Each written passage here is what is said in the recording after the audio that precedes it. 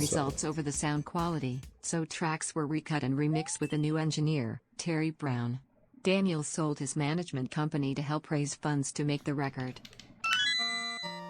Rutsey wrote the lyrics, but tore them up on the day Lee was to record them and would not produce a new set.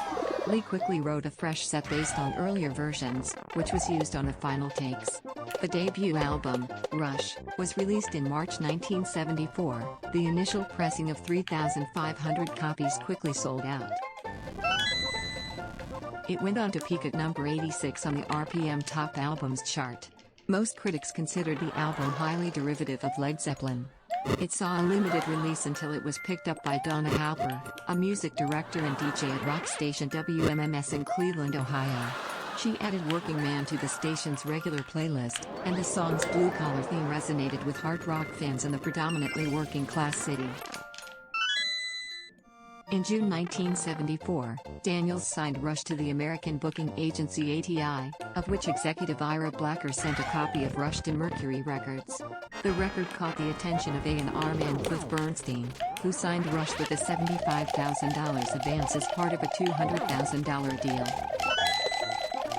Following a series of Canadian dates, Rutsey played his last gig with the band on July 25, 1974.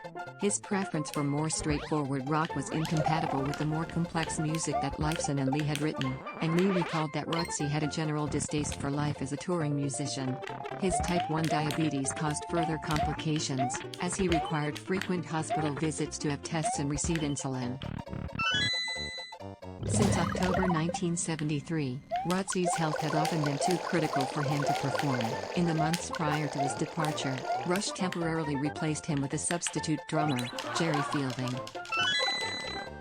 After auditioning 5 drummers, Lifeson and Lee picked Neil Peart, who joined on July 29, 2 weeks before the group's first U.S. tour. They performed their first concert together on August 14 at the Civic Arena in Pittsburgh, opening for Uriah Heep and Manfred Mann's Earth Band to more than 11,000 people. Peart assumed the role of lyricist. Lifeson and Lee had little interest in the job and recognized Peart's wider vocabulary range from reading regularly. Lifeson and Lee focused primarily on the music, with the new material displaying their influences from progressive rock bands Yes and Pink Floyd. When the U.S. tour finished in December 1974, Rush had reached its peak of number 105 on the U.S. Billboard 200 chart. We Made This Smile. You made it. Fly By Night, 1975, Rush's first album with Peart, saw the inclusion of the story song Vitor and the Snow Dog, replete with complex arrangements in a multi-section format. Lyrical themes also underwent dramatic changes because of Peart's love for fantasy and science fiction literature. Some other songs on the album mirrored this and reached number 45 in Canada. The album reached number 9 in Canada, where it was certified platinum by the Canadian Recording Industry Association, CAN, for selling 100,000 copies and in the US for selling 1 million copies there. The band followed Fly By Night quickly with Caress of Steel, 1975, a 5-track album featuring 2 extended multi-chapter songs, The Necromancer and The Fountain of Lamneth. Some critics said Caress of Steel was unfocused and an audacious move for the band because of the placement of 2 back-to-back protracted songs, as well as a heavier reliance on atmospherics and storytelling, a large deviation from Fly By Night. Intended to be the band's breakthrough album, Caress of Steel sold below expectations. Oh, no. The tour consisted of smaller venues and declining box office receipts, which led to it being nicknamed the Down the Tubes Tour. In light of these events, Rush's record label tried to pressure the members into molding their next album in a more commercially friendly and accessible fashion. The band ignored the requests and developed their next album 2112, 1976, with a 20-minute title track divided into 7 sections. Despite this, the album was the band's first taste of significant commercial success as it reached number 5 in Canada, becoming their first to reach double platinum certification. Rush toured 2112 between 1976 were recorded for Rush's debut live album, All the World's a Stage. Released in September of that year, the double LP reached number 6 in Canada and became Rush's first to crack the US Top 40. Record World wrote, building its American reputation slowly but steadily, Rush stands poised for breaking through all the way via this two-record live set. All the highly charged electricity is here in an explosive setting. The liner notes includes the statement, "This album to us signifies the end of the beginning, a milestone to mark the close of Chapter 1 in the annals of Rush." After the conclusion of the 2112 tour, Rush went to Wales to record A Farewell to Kings, 1977, and Hemispheres, 1978, at Rockfield Studios. These albums saw the band members expanding the progressive elements in their music. As our tastes got more obscure, Lee said in an interview, "We discovered more progressive rock-based bands like Yes, Van der Graaf Generator and King Crimson, and we were very inspired by those bands. They made us want to make our music more interesting and more complex, and we tried to blend it with our own personalities to see what we could come up with that was indisputably us." Increased synthesizer use, lengthy songs, and highly dynamic playing featuring complex time signature changes became a staple of Rush's company. Did I get true To ending? achieve a broader, more progressive sound, Lifeson began to experiment with classical and 12-string guitars, and Lee added bass pedals, synthesizers, and mini moog. Likewise, Peart's percussion became diversified in the forged. Rush gradually began to dispose of their older styles of music in favor of shorter and sometimes softer arrangements, due in part to the band's exhaustion from recording Hemispheres. The lyrics up to this point were heavily influenced by classical poetry, fantasy literature, science fiction, and the writings of novelist Ayn Rand, as exhibited most prominently by their 1975 song Anthem from Fly By Night and a specifically acknowledged derivation in 2112, 1976. The first single from A Farewell to Kings, Closer to the Heart, was the band's first successful song in the UK, peaking at number 36, while reaching number 76 in the US and number 45 in Canada. A Farewell to Kings did not sell as well as 2112, but still went platinum in both Canada and the United States. By this time, Rush's record deal allowed them a $250,000 Canadian dollars advance on each album and a 16% royalty rate. More than 40 years of activity has provided Rush with the opportunity for musical diversity across their discography. In the late 1980s, Nirvana established itself as part of the Seattle grunge scene, releasing its first album, Bleach, for the independent record label Sub Pop in 1989. They developed a sound that relied on dynamic contrasts, often between quiet verses and loud, heavy choruses. After signing to the major label DGC Records in 1991, Nirvana found unexpected mainstream success with Smells Like Teen Spirit, the first single from their landmark second. Rush have been cited as an influence by artists including Alice in Chains, Anthrax, Dream Theater, Fishbone, Foo Fighters, Steven Wilson, Iron Maiden, Jane's Addiction, Living Colour, Manic Street Preachers, Meshuggah, Metallica, No Doubt, The Pixies, Primus, Queensryche, Rage Against the Machine, Red Hot Chili Peppers, The Smashing Pumpkins, Elliott Smith, Soundgarden, and Tool. OMD album Nevermind, 1991. A cultural phenomenon of the 1990s, Nevermind was certified diamond by the Recording Industry Association of America, RIAA, and is credited for ending the dominance of hair metal. 1. Characterized by their punk aesthetic, Nirvana's fusion of pop melodies with noise, combined with their themes of abjection and social alienation, brought them global popularity. Following extensive tours and the 1992 compilation album Incesticide and EP Hormoning, the band released their highly anticipated third studio album, In Utero, 1993. The album topped both the US and UK album charts, and was acclaimed in 1994. Further releases have been overseen by Novoselic, Grohl, and Cobain's widow, Courtney Love. The live album MTV Unplugged in New York, 1994, won Best Alternative Music Performance at the 1996 Grammy Awards. Nirvana is one of the best-selling bands of all time, having sold more than Mom.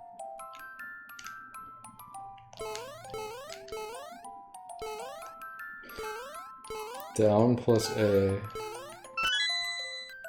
2112, pronounced 2112, is the fourth studio album by Canadian rock band Rush, released in March 1976 by Mercury Records. It reached number 5 in Canada and became the band's commercial breakthrough in the US, peaking at number 61. The band was in financial hardship due to the disappointing sales of 1975's Caress of Steel, which also gained an unfavorable critical reception, and a decline in attendance at its shows. Rush were pressured to deliver more commercial material, but decided to continue developing its progressive rock direction it had explored on Caress of Steel and made the 20-minute futuristic science fiction title track occupy side 1 of 2112, with a collection of shorter songs on side 2 that display the 12 was released to favorable reviews from music critics and quickly outsold the band's previous albums. Rush toured the album extensively in 1976 and 1977, which culminated in their debut concerts in Europe. 2112 remains the band's second highest-selling album behind Moving Pictures, with more than 3 million copies sold in the US alone. It is listed in 1001 albums you must hear before you die, and ranked second on Rolling Stone's Readers' Poll, your favorite prog rock albums of all time. 2112 has been reissued several times. A 40th anniversary edition was released in 2016 with previously unreleased material, including the album performed by numerous contemporary artists. Rush put down musical ideas for 2112 in backstage dressing rooms, hotel rooms, and in their van while touring Caress of Steel in the second half of 1975. Peart had already started writing lyrics, to which Leon Lifeson would develop songs on acoustic guitars that complemented the mood of what Peart was writing about. This was a departure from the pair using their acoustic guitars to write heavy rock arrangements that were eventually recorded on electric instruments, although some passages were written on electric guitar using a portable Pignose practice amplifier.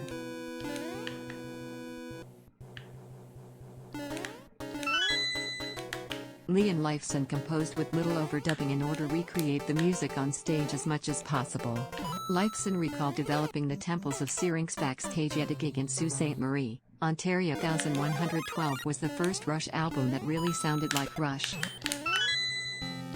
In January 1976, the band entered Toronto Sound Studios to record with their longtime associate Terry Brown assuming his role as producer, operating a Studer 24-track machine. Lifeson plays a 1968 Gibson ES-335 for the majority of the electric guitar parts, with some lead parts played on a Gibson Les Paul Standard. For the acoustic sections, he plays a 12-string Gibson B45 and a 6-string Gibson Dove.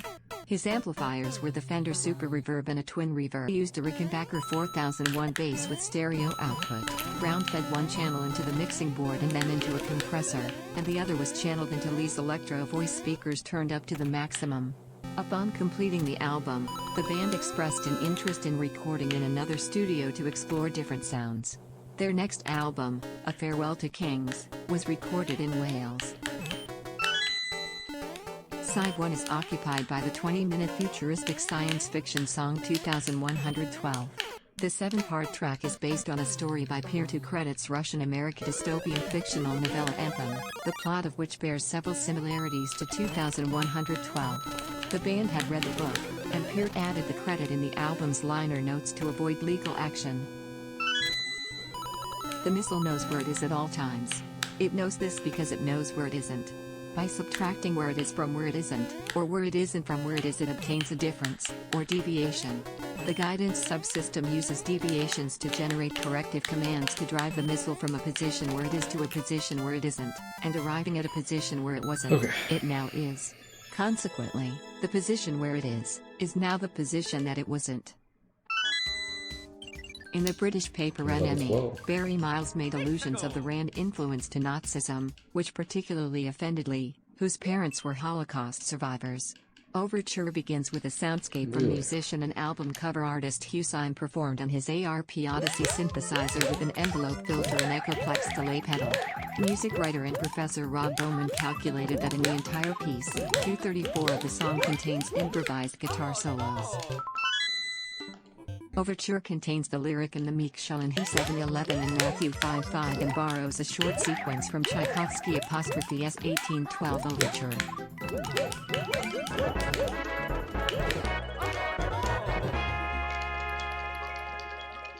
This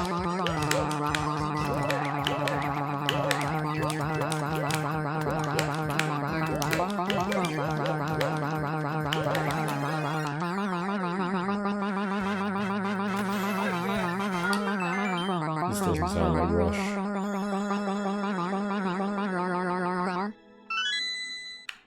2112 tells a story set in the city of Megadon in the year 2112, after Level an 13. intergalactic war in 2062 forces many of the planets to be ruled by the Solar Federation, symbolized by the red star on the cover artwork, where music is unknown and individualism and creativity are outlawed.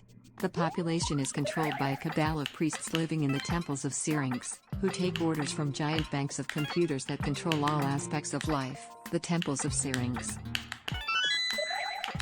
An unnamed protagonist finds a guitar inside a cave and rediscovers the lost art of music, discovery. Upon playing the guitar to the priests, they destroy it and declare music a waste of time and against the computer's plan.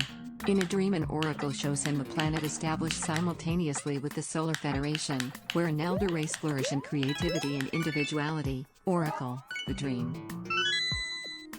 He awakens, depressed that music is part of such a society that he can never be part of, and kills himself. Soliloquy. Another planetary war begins and the Elder race successfully take down the Solar Federation, but the song ends with an ambiguous spoken ending. Attention all planets of the Solar Federation, we have assumed control. Grand finale. Peart described the ending as a double surprise, a real Hitchcock killer. Side 2 contains 5 individual songs that display the band's more traditional hard rock sound and Lee's higher-pitched vocals featured on their previous albums. Lifeson said while having a title track more serious, the rest of the album was to be just a little lighter and a little more fun. Bowman wrote that the variation of styles on Side 2 offers a very different listening experience in comparison. Though the tracks are not specifically about the 2112 concept, they do contain ideas that can relate to its overall theme. Lee wrote the lyrics for Tears and Lifeson the lyrics to Lessons, while Peart wrote the rest. A Passage to Bangkok is a song about marijuana. Lee said it is a travelogue for all the places in the world that grow the best weed. The track mentions a number of cities and countries, specifically Bogota, Jamaica, Acapulco, Morocco, Bangkok, Lebanon, Afghanistan, and Kathmandu. Rush started to write The Twilight Zone at a time when they needed one more song to fill Side 2. It was quickly put together. Peart said it was written and recorded in one day. The band were big fans of the television series The 24 in 2015. The Red Star, a symbol of the Solar Federation depicted in the 2112 suite, represents what Peart described as any collectivist mentality, while the man represents the protagonist of the story, and to Peart, the abstract man against the masses. Syme said that he is nude as just a classic tradition, the pureness of his person and creativity without the trappings of other elements such as clothing. In July 2013, the Starman logo was featured on a Canada Post stamp honoring Rush. The gatefold includes a photograph of the band dressed in white and standing in front of it.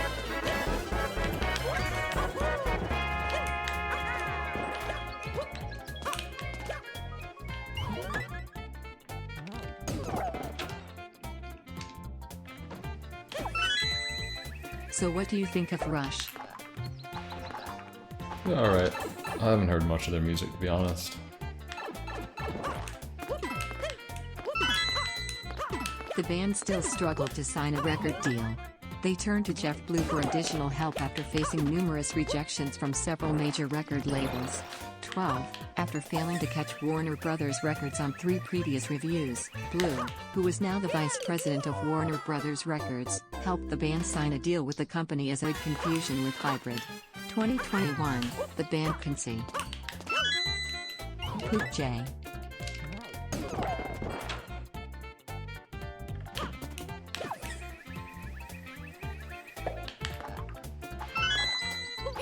Toured the Names Player and Platinum Lotus Foundation before deciding on Linkin Park. 22, a play on and homage to Santa Monica's Linkin Park. 6, now called Christine Emerson Reed Park. 23, they initially wanted to use the name Linkin Park, however they changed it to Linkin to acquire the internet domain linkinpark.com. 21-24, Bennington and Shinoda both reported that Warner Brothers Records was skeptical of Linkin Park's initial recordings. 25-26, the label's A&R was not pleased with the band's hip-hop and rock-style approach. 25-26, an A&R representative suggested that Bennington should demote or fire Shinoda and exclusively focus on making a rock level record. 15? 25-26, Bennington supported Shinoda and refused to compromise Linkin Park's vision for the album. 25-26, Farrell returned in late 2000, and the band released their breakthrough album, Hybrid Theory, that same year. Happy birthday.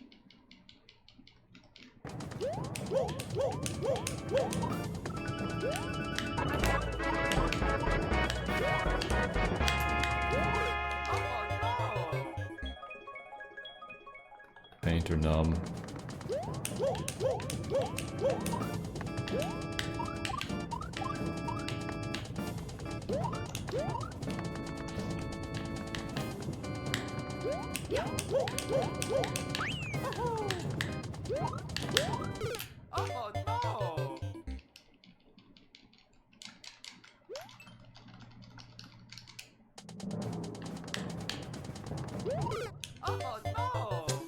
Damn.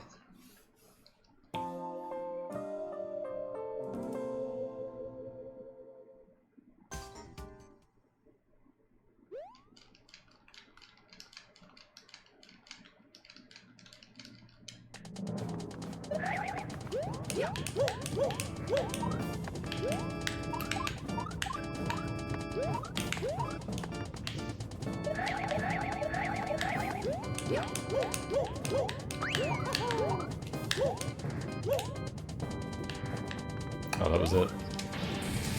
Okay, there we go. Have I played Super Meat Boy? I have, yeah. Fun game. Wasn't a huge fan of the Super Meat Boy Forever or whatever. The newer one.